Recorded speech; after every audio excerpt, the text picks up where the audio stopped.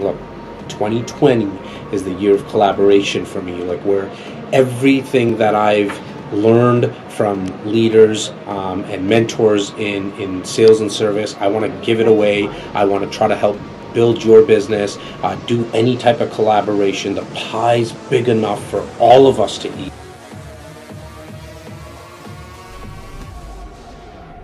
Yeah. You felt the hard side. There's a reason why people's affinity for Kobe is very different than other players. It's very emotional. Kobe fans are very emotional to Kobe. It's different. It's not necessarily like, oh my gosh, he's a human specimen. No. He wasn't a human specimen. LeBron's a human specimen. Jordan's a human specimen. Kobe's very different.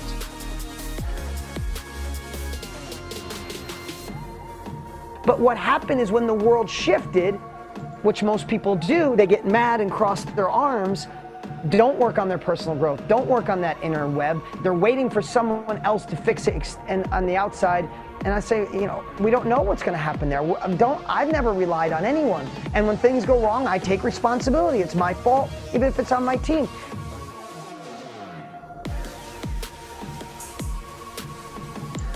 Just out of curiosity, are there any people that you've met in business that have held a candle up to you in your negotiating skills that you'd like to share with us? Oh, what do you mean by held a candle? Like that you're like, this person is as good a negotiator as I am. Like you would negotiate with them. That'd be a fair match.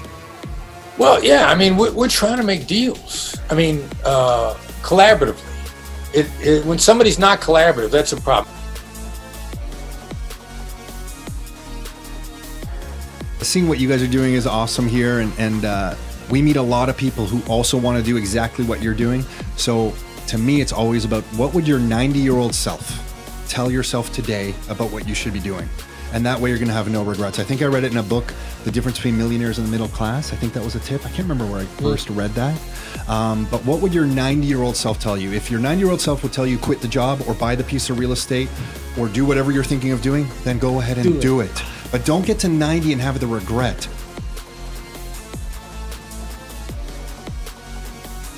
On the personal side, yes, definitely. I do believe in constructive criticism. I do think that we all have to have people around us that we trust their opinion and their voice, because we're not all perfect. No matter how perfect I tell my husband I am, I definitely am not. And so,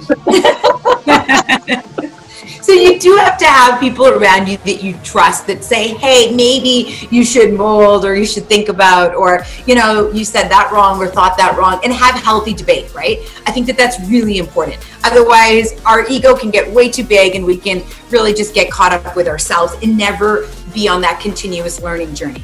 I have this motto to always be smarter by 1% before I go to bed.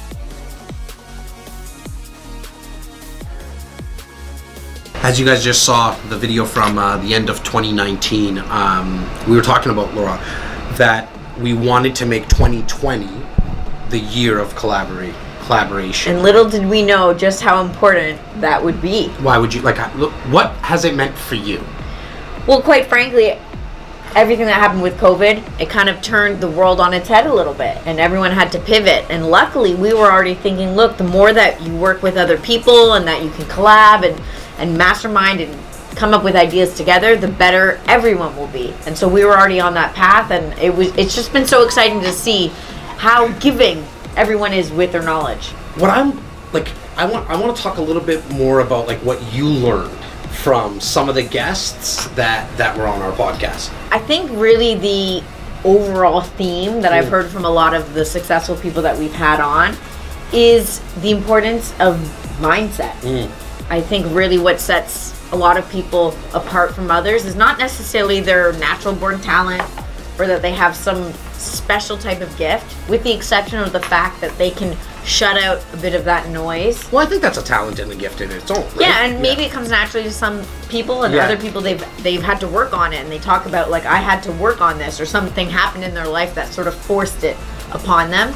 But they all seem to have this natural ability to stay laser focused on their goal, their dreams, and then everything else just gets really quiet. We all get to step up our game when you have the mindset that you mentioned of, hey, look, pie's big enough. there's enough abundance, there's enough resources. Yeah, there's enough to go around. There's enough to go around for everyone, right?